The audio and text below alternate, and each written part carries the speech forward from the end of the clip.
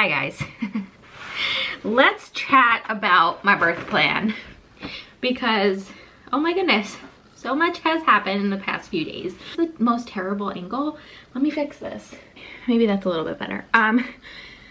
If you've been watching my past few videos, then you'll know that things in the past few days have just kind of exploded.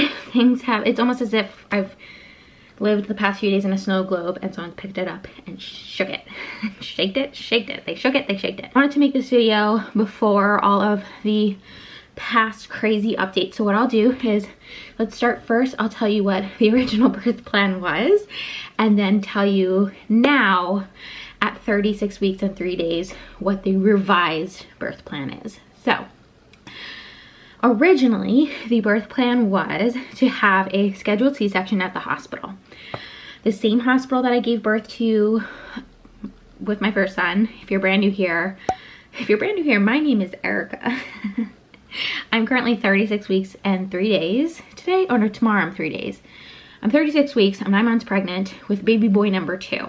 With my son, I had a vaginal birthing experience. It was a really bad birthing experience, though. I got an episiotomy, ended up with a 4th degree tear and a rectal tear. That recovery was really, really rough. Was not able to walk for like the first 8 weeks, and like didn't really feel like back to myself and like an able-bodied person for the first 16 weeks. So that was really rough. I knew after that experience I did not want to do that again. So talked to my doctor pretty immediately after the birth. We agreed, and she let me know that I was a candidate for a medically necessary C-section. So great. Ever since I gave birth to my first son, I was like, February 28th, 2018, the day after, never want to do that ever again. Please, C-section all the way. So that has been the birth plan up until a few days ago, was that I was going to have a scheduled C-section on November 18th of 2020. And if 2020 has taught us anything, it's that, you know, there's no sense in making any sort of plans, because life is just going to happen. Life is going to do what life wants to do. So today is Saturday. On Thursday, I think it was October 29th. Was it October 29th? Yeah, October 29th. That night I taught dance, and I don't know if the movement, dancing, working out, I don't know if that triggered something in my body or if it was just a freak thing, but I started having really terrible contractions, and I was driving home. They started at like 6:45, I would say, and lasted until about 10:15. And I was driving home around a little after 9. For the 45 minutes that it took me to get home, I was having like horrible contractions. And I drove myself to the hospital when my water broke with Hugo. And so it was like a very weirdly reminiscent, even though I didn't have contractions, severe contractions, when I drove myself to the hospital with Hugo, it was like still oddly reminiscent of that. So I got home, I was like, okay, maybe if I just try to go to sleep, they'll go away. And my water hadn't broke. Like there weren't any other like major signs that like, oh gosh, this is like early labor.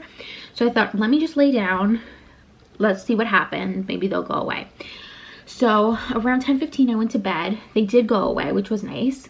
My hips felt so sore all night, because like truly while I was having these contractions, and they almost felt like nonstop contractions. It wasn't even like I had a break in between them. Like they were just constantly happening, and it felt like my hips were being like pulled apart. And so my hips were sore all night.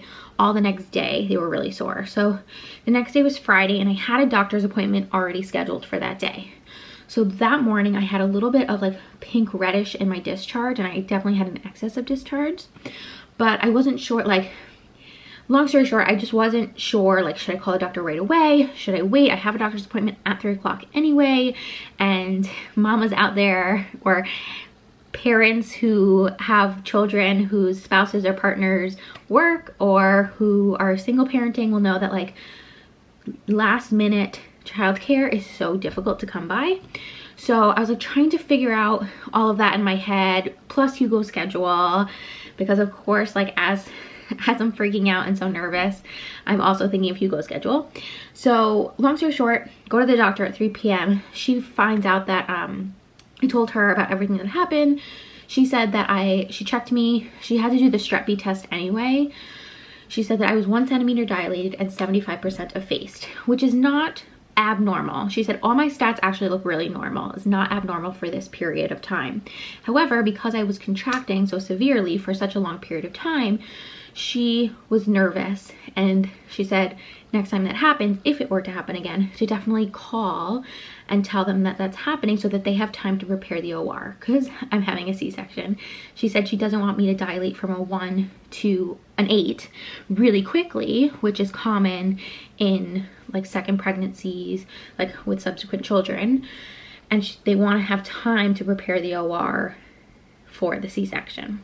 So the brand new revised C-section birth plan is that, okay, we're still going full force with the C-section. She said that if I experience those intense contractions again, to call and to come in. Today is Saturday, today's Halloween, and I experienced some contractions last night that woke me up, but then they went away. It did not last longer than an hour, which is sort of the metric that she gave me, if they last longer than an hour, then to come in. I did have a little bit of pink discharge this morning, but then it went away. And I have an appointment next Wednesday to go back in, and she said that I'll do the NST, the neonatal stress test, I think. And if I'm having regular, consistent contractions, we will talk about moving the date up. So I could see us doing the C-section at the end of this week, maybe early next week.